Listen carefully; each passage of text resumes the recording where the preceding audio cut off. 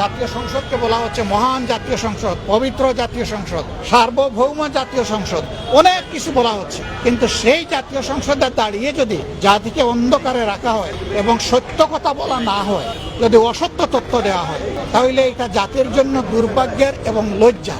আমরা দুঃখ প্রকাশ করছি যারা এই তেল নিতে গিয়ে ঘন্টার পর ঘন্টা কষ্ট করছেন রোদে পুড়ে এবং বৃষ্টিতে ভিজে।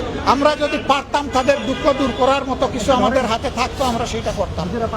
আমরা এখন যেটা পারবো আপনাদের হয়ে এখন কথা বলবো যে আমরা গিয়েছি, হাওয়ায় বসে কথা বলছি না, এসিতে বসে কথা বলছি না। আমরা ওখানে গিয়েছি গরমের মধ্যে, অল্প সময় হলেও আমরা তাদের সাথে থেকেছি, কথা বলেছি, বুঝেছি।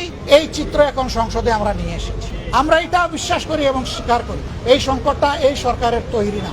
এই সংকট তৈরি হয়েছে বিশ্বের যুদ্ধে লাগার কারণে। তাহলে এখানে লুকোচুরির কি আছে? আমরা খোলামেলা সত্য কথাটা বলি, সবাই মিলে তার সমাধানের পথ খুঁজে বের। তা না করে ধামাচাপা দিলে সেচে কি পাওয়ার টিলার চালানোর জন্য আমার কৃষক ভাইটা তেল পাবে? যারা বাইক চালাইয়া নিজের সংসারটা কোন সুরত নির্বাহ করে। আমি জিজ্ঞেস করেছি ভাই আগে কত? বলে যে আগে 1,500-2,000 টাকা রুজি করতাম, এখন কত? না এখন তো 500-600। দ্রব্যের মূল্য বেড়ে গেছে দুইটা কারণে। একটা হলো তেলের বাজারে অস্থিরতা সংকট, এই জন্য পরিবহন খরচ বেড়ে গেছে। আর একটা হলো চাঁদাবাজের রেটও বাড়াই গেছে। এই দুইটার ভার এসে সাধারণ জনগণের গাড়ি পড়ছে। আমরা ইনশাল্লাহ এই ব্যাপারে কথা বলবো। আমরা সকল অন্যায়ের বিপক্ষে। আমরা বলতে কারা? আপনাদেরকে বাদ দিয়ে নয়, এই সবাই মিলিয়ে আমরা।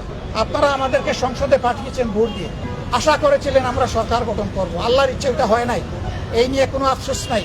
আমরা সরকার গঠন করলাম কি করলাম না এটা আমাদের কাছে বড় ব্যাপার নয়। আমাদের কাছে বড় ব্যাপার আমরা জনগণের জন্য কথা বলতে পারলাম কিনা, কাজ করতে পারলাম। আমরা কথাও বলবো, যেখানে সম্ভব কাজও করবো ইনশাআল্লাহ। সব কাজ এখন চাইলেই আমরা পারবো না। যা